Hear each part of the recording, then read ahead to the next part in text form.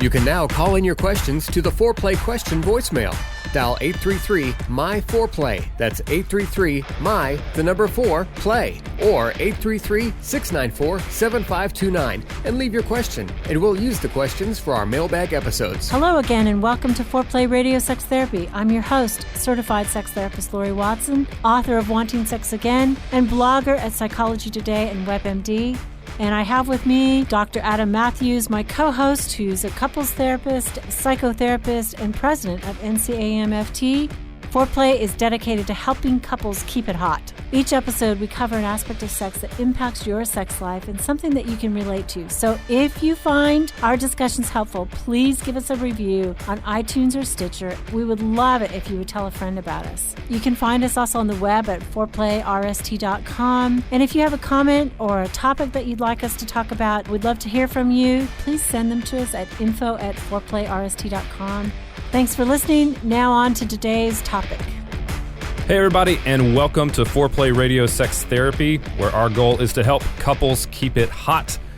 We are glad that you are with us. I am Dr. Adam Matthews, and I'm joined as always by our resident sex expert, sex therapist, blogger, author extraordinaire, all-around badass, Lori Watson. How are you today, Lori? Hello. Are you doing all right? I'm doing good. Good. Today we are talking about morning sex versus evening sex, the lark versus the owl. I guess larks are what, morning birds? Morning birds. Owls are more nocturnal at night. Yes, of course. So we're talking about when you prefer sex, whether in the morning or at night. Right. Right. In general, are you more of a not going to go into your sexual preferences? Are you asking me about sex? No. Well, I mean, we are because this is a sex podcast. But in general, are you more of a morning person or a night person? No, I'm a night owl. You're an owl? I'm an owl, absolutely. I mean, I have to get up early for work, so during the week, I usually go to bed early, but if it's the holiday, like right now, I'm suffering because there was a holiday and, I become a night owl again. Yeah. So you just get all your best work done. Yeah. If I have the leisure, I stay up late. See, I don't know if this is common for most people. I was a night owl, and then I had children. Yeah. And they made me a morning person. So now I can't even sleep. I'm just awake. Right? After your kids get out of the house, I mean, they're so detrimental. But after they get out of the house, did you switch back? Did you change? Well, actually, my husband was the person who woke up in the morning usually. I was the night person, right? If they were sick or needed mommy, I was the night person. Okay. But he was the morning person. Yeah. Thank God. And he's like cheerful in the morning. I'm not at all. I hate the fact that that's where my clock and is we're now. taping in the morning. I know. I better get cheerful. I've already had my coffee. So when we're talking about this morning sex versus evening sex, the lark versus the owl, what do we mean by that? Why does this mess couples up so much? But it seems to be a common issue, right? Whether we're going to have whether I prefer sex in the morning or evening, and whether I get enough of it. So, I mean, I think there's something that we're going to talk about that is natural in terms of physiology, but I also think that there's a psychological sort of power struggle that goes on. People can't find the time of day to have sex, because I'm an evening person, you're a morning person. We can't do it. So there's something very psychological in that struggle. Like you mean they blame it on I prefer night sex and you don't. That's why we're not having it. Right. And what about the weekends, for crying out loud? You know, if you don't have kids or if you do have kids, there's got to be a moment. Right.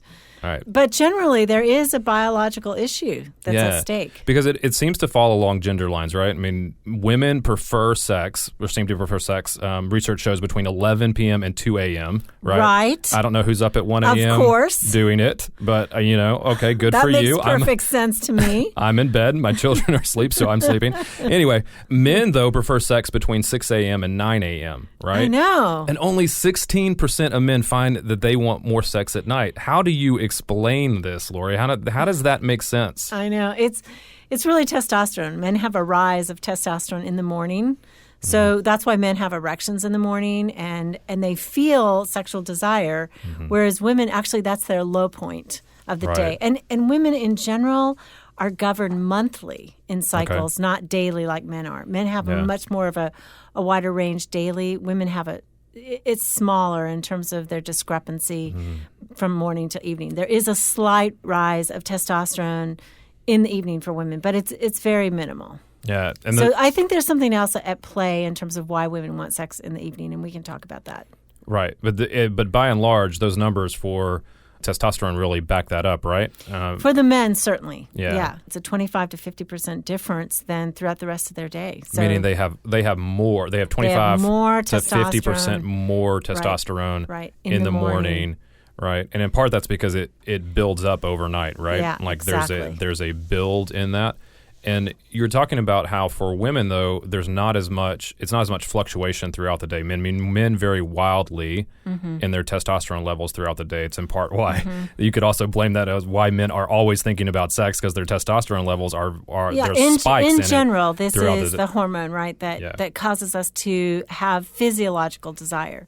But as we know, women have such minimal testosterone in comparison, even though we may use it slightly different than men in our bodies. But that's why it's much more complex in terms of why women are turned on. Yeah. And So tell me, you were linking it to, I'm sorry to interrupt you. Go ahead. You were linking it, though, to women's menstrual cycle. So can you say a little bit more about that? Like how is it linked to? Yeah, so basically mid-cycle, a woman has her highest level of testosterone. She's also ovulating, so biologically, right, in reproductive health, she's going to want to do it more mid-cycle, because she's designed to have children and for the species to go on. So, essentially that's her high point. There's also a rise just before menstruation that can cause her to feel more desire. So her monthly cycle is more of a guiding principle, which can be disappointing if you're like, yeah, but I, want it several times a week. Right. Like, what are we talking about? A desert, during the beginning or the end, or what's the scoop? Yeah. So his spikes of testosterone are going to be more daily. Hers are going to be monthly, right? They're going to be. But she does have a slight rise in the evening. But I think it's also something relational for her that women's greatest turn on is whether or not they feel attractive. So throughout the day, she's been able to anticipate, and he's been able to have input in terms of her desirability. So that gives her, where she wakes up in the morning, she doesn't have that input yet. But by evening, she can. Right. You're mentioning, too, that there's an interesting study about long-distance relationships. Tell us about that, because you were talking about, I sort of understood what you were talking about, but you're talking about that anticipatory nature of being together with so there was a research study, right, that talked about long-distance relationships. It was new because they tested testosterone basically from the saliva, not just while her partner was with her, but like days before. So it was over a 2-week span, and they found that her lowest testosterone levels were when she had been away from her lover for 2 weeks. Her highest level was the day before she saw him. And then the day after they had sex. So that's lending credence to the idea of it's anticipatory. It's anticipatory, right. There's some biological sense in her anticipating the event. Yeah. But do I understand right, too, that it wasn't just the partner, it wasn't just any partner, it wasn't just the idea of sex, it was partner specific. Right, it was partner specific. It was seeing her permanent partner, basically. Right. Yeah. And so that increased her level of testosterone, which also increased her libido, her desire to have sex. Yes. Yeah. Yes. I think that's really helpful. When we get to our tips, I think that's going to be one of the real catalysts to say this is how we begin to solve this dilemma in particular. But there's another hormone too that's important too, that can dampen this for everybody as well. Both genders, both male and female, which is cortisol, right? Right, cortisol. So it wakes us up in the morning, but if we have too much of it, because it's a stress hormone, so if we're stressed out in our jobs or our family life or whatever, it can dampen sexual desire in both genders. So which is one of the reasons, if there aren't a million that we need to reduce stress, it definitely helps with our sex life, right? Yeah. Because it dampens testosterone. Yeah, and that kind of talks about, too, why for men in particular, right, who tend to carry work on their shoulders and in their person sometimes. Hello. Yeah. Hello. I'm carrying it on my shoulders all the time. Do you think that there's Are you kidding? I know, but I'm not trying to say that you don't, but you also, like, women also do better at also including, like, family and family concerns. That's like right. They carry we all carry of it. the work and the family on our shoulders. I get you. I hear you. But I think when men, because if our testosterone lowers at night, right? Like in part, that stress is also from further the day. stress from the day. That's what I hear from a lot of my couples is that the man comes home, right? If she's particularly if it's more traditional and she stays home, he comes home and is wanting to rest, wanting to unwind, like that cortisol is pressing on him, right, from the stress of the day. I think it'd be even worse in dual income families, right, where both partners are working and they're coming home. They both have that cortisol working, and or if that's you've been with children all day long, energy, that can right? kind of kill it too. Yeah, well, I'm sure, but I'm talking about the interest in each other is also what I'm talking about as well. Okay, so I mean, one thing I think is different is that women often have more tools about how they communicate their stress and ways to offload it. You know, maybe they call a girlfriend on the drive home and says, you won't believe what my boss did. I mean, I am always calling my best girlfriend, Terry. She's single. She's in L.A. She's beautiful, just for the record. That's a more elegant way to make the point that I was making, which is I think men internalize those things. And yourself in trouble. I guess I was. I wasn't trying to dig a hole, but I just found myself in one anyway. Yeah. But I think men internalize that, and so the cortisol levels stay high. Mm-hmm. Their stress levels stay high, whereas maybe I'm wrong on this, maybe women have more avenues to kind of offload that cortisol. Okay, I'll buy that. Will you accept? I'll buy that. Will you accept that? Now, see, all the hate mail is going to roll. All the hate mail is going to roll in. So, what do you think is when we talk about all this biology? What's the takeaway for you as all these hormones as it applies to our discussion? Like, why is it important? That is an input into your argument between the two of you. Of, I'm a morning person, I'm a night person. I mean, recognize that there is a biology piece that's at play. So, while I think that there's a power struggle often that happens. If your partner doesn't want sex at night, and it's not about you. They're a male. It's not about you. And if you don't want sex, if she doesn't want sex in the morning, like no kidding, she just rolled out of bed. She hasn't brushed her teeth. She hasn't gotten fresh.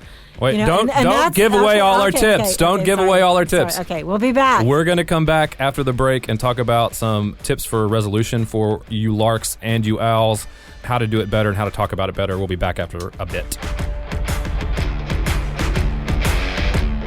Thank you so much to all our Patreon supporters, right? Yeah. Patreon is a platform where you can directly support things that you love. We really want to expand the resources that we can be able to provide to you as our listeners. If, our work touches you and our work helps you, we would be so grateful for your support. Just go to our website, foreplayrst.com, and there you can find a way to support us, and you can see our episodes and our blogs, and thank you so much, guys. Speaking with certified sex therapist Lori Watson from Awakening Center for Couples and Intimacy. Lori, what is an intensive? So an intensive is 12 to 14 hours of therapy all in one weekend. And it's a way to really make fast progress compared to weekly therapy. I mean, there's just so much more you can get done when you have a chunk of time. Overcome the challenges in your relationship and your sex life. Learn more about intensives and Awakening Center's other services at awakenloveandsex.com.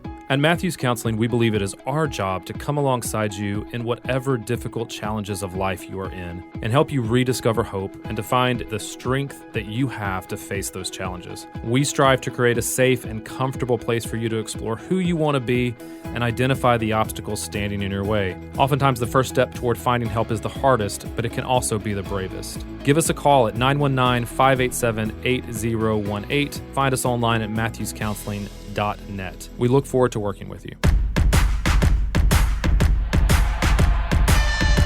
Hey, we're back with Foreplay Radio Sex Therapy, and we want to invite you to find us on social media. We're on Facebook and Instagram and Twitter, so please look us up. And we're also on Patreon, so don't forget about that. We got great stuff coming down the pipe for that as well. Exactly. And we are talking about morning sex versus evening sex, larks versus owls, how to resolve that for you partners. And we have a few tips for if you prefer morning sex, a few tips if you prefer evening sex, right, on how to really begin to address this.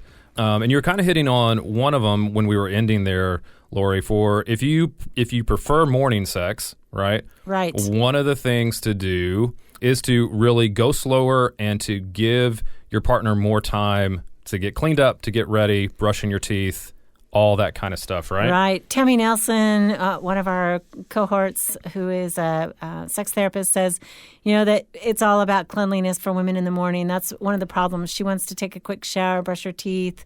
So it's not the roll over, snuggle in the bed, because then she's kind of more awake, and then she may want to get dressed and go to work, which is a problem.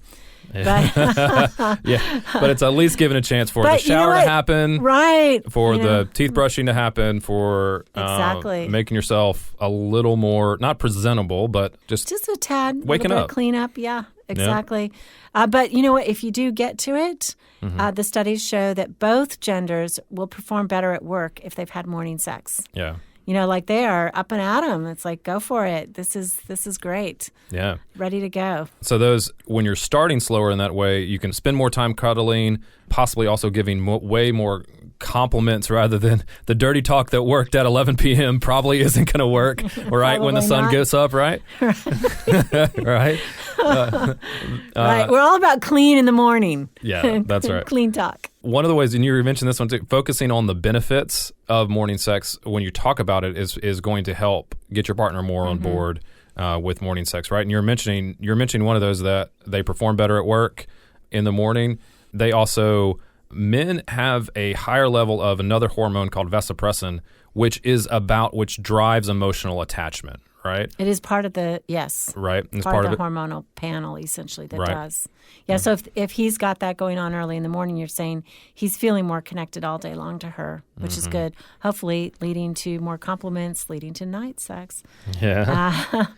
We're all about clean in the morning, but even if she doesn't have time to take the shower before sex, maybe with his reassurance of saying, hey, baby, you're beautiful just as you are. It's great.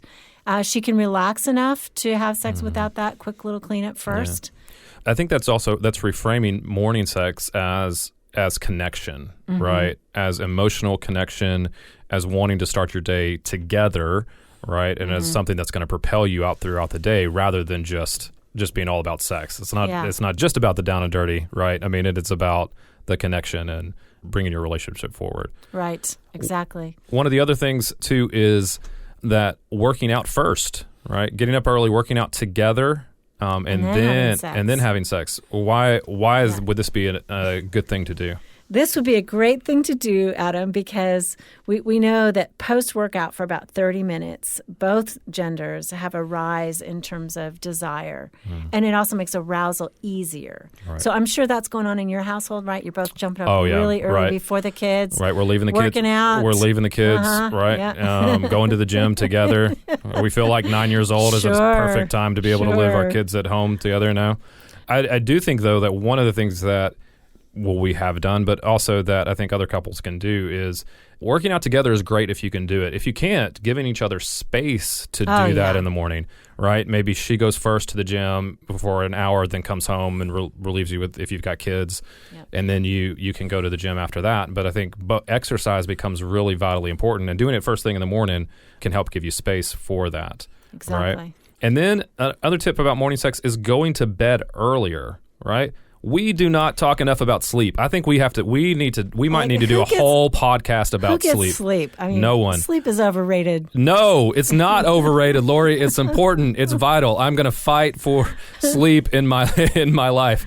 The other morning, quick. Are you really going to tempt somebody who's not a morning person? Say, let's go to bed early so we can have sex in the morning. I don't. Well, you should, because if you're not getting sleep, you are not there's no way.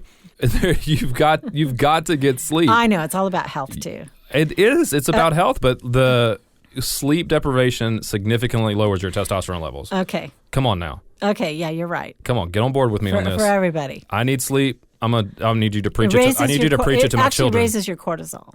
It raises your sleep deprivation raises your stress. Your stress. Level, right. All right. Okay, so how do we get them to want to have sex in the evening? Okay. Well, first, that's what I want to know. I love this one because this is you watch more football. Watch more football, and if football's not on, watch more basketball. Yeah, baseball. It's baseball season. True. Watch more baseball season. Because watching competitive sports, for whatever reason, it's aggression. It triggers aggression in males. And so it raises their testosterone by something like 20%. But only, I think, if their team wins. Only if their team wins. Okay. Yeah. If their team loses. So it's a 50-50 proposition about whether it's going to happen. So this is going to work really well. Like, she's going to be ignored and he's going to be watching games. Okay. No, they can watch it How about romance? Watch it together. How about some romance? Getting more romantic. Right. But not too much of it. Yeah. Right? Yeah, there's some other study in Japan that says, forget about the music, because music calms men down. It calms their aggression. It does put women in the mood. So you're like in this bind, this catch-22. Like, what do? Do you turn the music on or not? How would you resolve that one? I would turn the music on. You would turn the music on. It's okay. It's okay. Okay. I need the mood. So you, all right. So you're invalidating our tip there. Yeah. Okay. Sorry. All right. My husband actually plays music. Okay. Well, I think building the anticipation during the day. Certainly, if you're the low desire partner, you have to think about it in your own mind, right? Tonight's the night. What do I need? I need to get rest. I need to, think about sexy things. I need to have a fantasy going, or I need to read something that's sexy, or I need to connect with my partner, right? Yeah. I mean, I'm not going to want to have sex unless I'm connected. So that means get the babysitter, go out to dinner, that kind of thing. Yeah, absolutely. I think that goes back to what we were talking about before, that anticipation can be really key. I think in general, though, I think men can have sex whenever, right? Morning, right. evening. A lot of men are going to be saying, what do you mean I don't want sex in the evening? That's I right. do too. That's right. But being able to make that connection is also going to build anticipation for both genders and really be helpful as well. And then you can take the tip that we talked about before and still apply it to the evening. Working out together in the evening is going to be after the kids have gone to bed. Yoga. All right. Then you maybe don't mind if you're all sweaty afterwards because you're just going to keep getting sweaty. Oh no! You want to take the shower. You still want to take the shower. All right. Yeah. But 30 to 40 shower minutes. Together. Sorry. There you go. 30 to 40 minutes of intense resistance or endurance exercise increases T levels some by 30% and leads to 26% more orgasms. Woohoo! That's what we're looking for, right? A quarter more orgasms. I think everybody would take that. Listen, there's just some very straightforward stuff that people can do, right? We're fans of the nooner, right? Yeah. If you don't know. Especially, couples who work together at home. Meet in the middle. I have a lot of couples who work at home together, and they're like, can't figure out when to have sex. I'm like, lunch break. Wow, lunch break. Come on. Middle of the day, that's great. You got high energy. Let's do that. You were mentioning the weekend. You mentioned this earlier. People who can't figure out a morning or an evening because they're rushing off to work or they're too tired from work. I mean, come on. Figure it out on the weekend. This is great. This is easy. I think if you can't figure it out on the weekend, then basically you're in a power struggle. It's not the testosterone difference. It's not the morning-evening difference. It's the fact that one person is insisting on having it their way, versus – and really, even if you're not a morning person, I will say I was a night owl. I am actually now a morning person as I've gotten a little bit older. So you were lying to me earlier? Is that what you're saying? I mean, well, as I have more energy in the morning. Yeah. It turns out. So weekends are great times. Yeah. And then ultimately, I think people if they're considering each other, they may also just be taking turns. Yeah. And maybe this time it's in the morning, another time it's in the evening, and negotiating No kidding. Like that seems to be that is the most straightforward, simplest solution to it. But obviously you have to care about each other. Caring about doing it when your partner is really into it. Yeah. I mean, if you're certainly a high desire person and your partner's an opposite time of day, figure it out. Yeah, absolutely. Okay. Well, whether you're a morning or an evening person, thanks for listening. We hope this will help you kind of negotiate between some of that. This has been Foreplay Radio Sex Therapy. We'd love to hear from you. Email us at info@foreplayrst.com. And you can call us now and leave us a voicemail. Right. And when you call us and leave us that voicemail, you're basically giving us permission to use your question on the air.